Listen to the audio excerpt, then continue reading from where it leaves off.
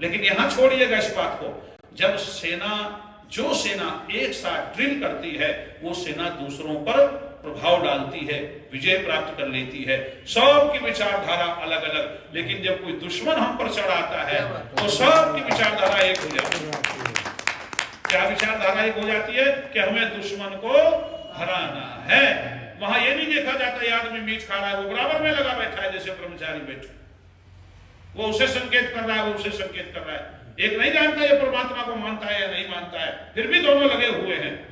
एक व्यक्ति शराबी है, एक व्यक्ति कबाबी है, एक व्यक्ति दूसरा बिल्कुल साधारण है, सज्जन है, लेकिन जिस समय दुश्मन सामने होता है कोई किसी को नहीं कहता दूर हट जा मेरे से।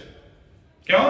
क्योंकि वहां हमें केवल एक लक्ष्य है कि हमें दुश्मन को पराजित करना है, और एक विचारधारा हो जाती है। इसलिए विचारधारा एक हो सकती है परिवार में कब? जब परिवार की उन्नति का कोई कारण हो तो हम सबकी विचारधारा एक हो जानी चाहिए।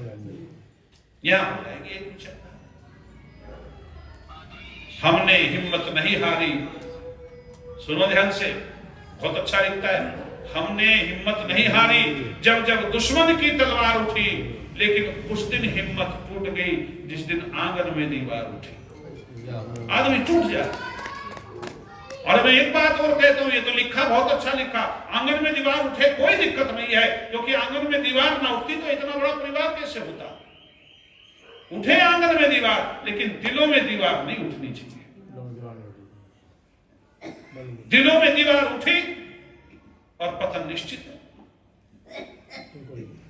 इसलिए दीवार उठती रहेगी, कोई बात नहीं, तो चलता रहता है कार्यक्रम, लेकिन हमेशा याद रखना दिलों में दीवार मत उठने देना। तो इससे जुड़ो। संविधा कहती है समान विचारधारा अपना लो, परिवार की उन्नति संभव है। समधि शब्द भी तो इसी से बना है, समधि, समान बुद्धि, समान विचार। समान विचार कैसे हो गए कि एक की लड़की एक का लड़का, कर लो विवाह, समान हो गए नहीं विचार। समान ना होते तो विवाह ना होता, समधि हो गया। संबंधी शब्द भी यही कहता है, संबंधी, वहां विधि मैंने बुद्धि है, समानता है कुछ विचारों में, तभी तो संबंधी है, नहीं तो संबंध विच्छेद हो गया होता है ना। संबंध विच्छेद कब होता है? जब विचारधारा मिलती तब संबंध विच्छेद हो जाता है, नहीं तो विचारधारा एक तो संबंध चलता रहता है। तो हम संविधा से सीखे समान विचारधारा। अगला क्या है? घी। घी को संस्कृत में घी को क्या कहते हैं? स्नेह। क्या कहते हैं? और स्नेह को हिंदी में क्या कहते हैं? प्रेम। हमें बड़ा स्नेह है आप लोगों से। क्या है? मुझे स्नेह है आप लोगों से। तो याद रखना, जब तक परिवार में एक दूसरे के प्रति प्रेम रूपी घी पड़ता रहेगा तब तक परिवार उन्नति करता रहेगा। जिस दिन परिवारों में प्रेम रूपी घी पड़ना बंद हो जाएगा, उसी समय उन्नति की अग्नि भी उत्पन्न होनी बंद हो जाएगी। घी डालते हो ना आप लोग, स्नेह डालते हो ना, तो जब डालते हो अग्नि बढ़ती है कि घटती है? बढ़ती है ना। लेकिन वो तब डालोगे तब बढ़ेगी, और चम्मच उसमें जो की तो लेके वापिस कर लो तो प्रेम कब बढ़ेगा? जब त्याग होगा। प्रेम कब बढ़ेगा परिवार में? जब हम त्याग करेंगे एक दूसरे के प्रति। अरे मुझे जो मिला है, देखो भाई मैं तो नहीं ले पाऊंगा, आप खाओ, आप खाओ। जब ये आप वाली बात आ जाती है, मैं नहीं आप, मैं नहीं आप, एक दूसरे के प्रति जब ये भावना बनेगी, त्याग की प्रवृत्ति परिवार में पैदा हो जाएगी, तब जाकर के प्रेम पैदा होता है। और यदि त्याग नहीं होता, लोभ होता है, तो प्रेम समाप्त हो जाता है। घी यही सिखाता है कि अग्नि तो बढ़ती है, स्नेह डालने से बढ़ती है, त्याग करने से बढ़ती है स्नेह का। तो इसलिए आप लोग यदि स्नेह को बढ़ाना चाहते हो तो त्याग भी सीखो घरों में। एक दूसरे के प्रति त्याग की भावना, भाई को भाई के प्रति त्याग की भावना। एक व्यक्ति जा रहा है कार से, उसकी पत्नी भी उसके साथ है, एक बच्चे अमरूद बेच रही है, उन्होंने कार रोकी और उस बच्चे से कहा, बेटा अमरूद कि 20 रुपए किलो है। पत्नी ने कहा, पागल हो तुम, यहां से क्यों खरीद रहे हो, कहीं और से ले लेंगे, सस्ते मिल जाएंगे। पति कहने लगा, देखो धूप में बैठी है बेटी, और कहीं और से मिलोगी तो 20 भी क्या 40 भी मिल सकते हैं, इस बेटी की भी सहायता हो जाएगी, हम इसे कुछ दे देंगे। पत्नी ने कहा, हटो, मैं मोल भाव करूंगी, क्योंकि ये मोल भाव करने में तेज होती है। हाँ, एक हमारे मुल्ला जी थे, उनकी पत्नी ने कहा, तुम सामान खरीदना नहीं जानते, कि फिर कैसे खरीदें, कि जो बनिया बताए, दुकानदार बताए, उससे आधे बताने चाहिए, तब कहीं ठीक पड़ता है वो। तो चले गए मुल्ला जी, छतरी ले ले, बरसात का मौसम था। उसने कहा छतरी दे दो साहब। उसने कहा भाई 100 रुपए की है कि 50 दूंगा। जब बाव हुई तो उसने कहा चलो 50 दो के 25 दूंगा। वो आधे पे आता रहा, जितना वो कहता रहा उतना आधे पे। बनिया चिढ़ गया, उसने कहा फिर ही ले जाके 2 बांध, 2 दे दे। कहने का मतलब ये नहीं है। तो उन्होंने मोल भाव के, मैं करूंगी मोल भाव। उसने कहा, पत्नी ने उतर के, बेटा तेरे जैसा एक बच्चा मेरे साथ भी है, तेरा भाई। उससे कह रही है वो अमीर थे, वो गरीब, वो कार में थे, वो सड़क पे।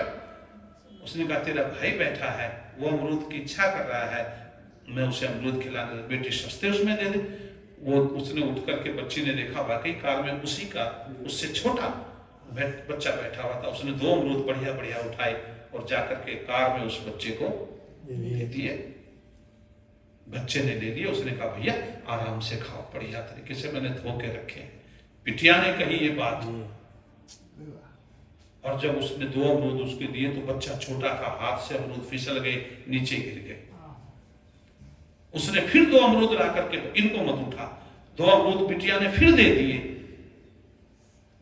और 2 अमरूद क्या 4 अमरूद हो गए। आधा किलो 1 किलो बन गया। 20 रुपए तैयार थे।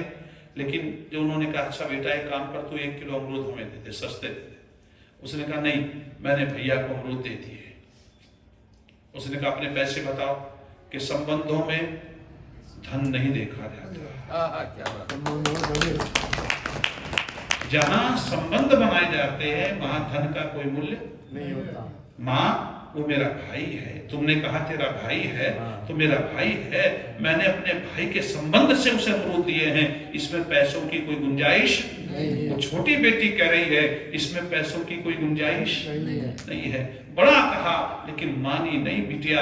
उसने कहा ना, मेरे साथ यदि संबंध स्थापित ना होते तो मैं मोल भाव करके देती, लेकिन आज मेरे साथ संबंध, मेरा एक छोटा भाई था, बहुत पहले गुजर गया था, आज ये भाई मिल गया, अमरूद दे दिए उसने। जो माँ मोल भाव करने उतरी थी, 3000 की पाजेब खरीद के लाई थी, 3000 की उसने अपने जेब से निकाली और उस बेटी के हाथ में रख करके बोली बेटा ये पाजेब मेरी तरफ से तुम्हें। उसने कहा नहीं माँ मैं ले लूंगी। कि संबंधों में बोलो कहां 20 रुपए का मोल भाव करने उतरी थी, और कहां संबंध बनने की वजह से 3000 की पाजेब बेटी को दे करके चलते बने। और जब जा रहे थे तो घर पहुंचते उस भाई ने अपने भाई को फोन मिलाया, जो उसका बड़ा भाई था, जिसके साथ में मुकदमा चल रहा था, और मुकदमे में प्रॉपर्टी के ऊपर मुकदमा था। छोटे भाई ने बड़े भाई को राम राम की और भैया से कहा भैया वो जो बड़े वाला बंगला है उसे तुम ले लो, जो वो जमीन बाग वाली है उसे भी तुम ही ले लो, लेकिन मुकदमा खारिज करो। उसने कहा बेटे अरे ये बात तो तू पहले कह सकता था, कि पहले कह सकता था, लेकिन आज एक गुरु मिला है और उसने कहा है कि संबंधों में जायदाद और संपत्ति नहीं देखी जाती, भाइयों में संबंध बन गए। यह प्रेम, इसको करो आपस में, जीना चाहते हो। हम आज टूटे बैठे हैं। कहां परिवार, कहां है परिवार? मैं पूछूं किसी से आपका परिवार, कि मैं, मेरी पत्नी, मेरे बच्चे,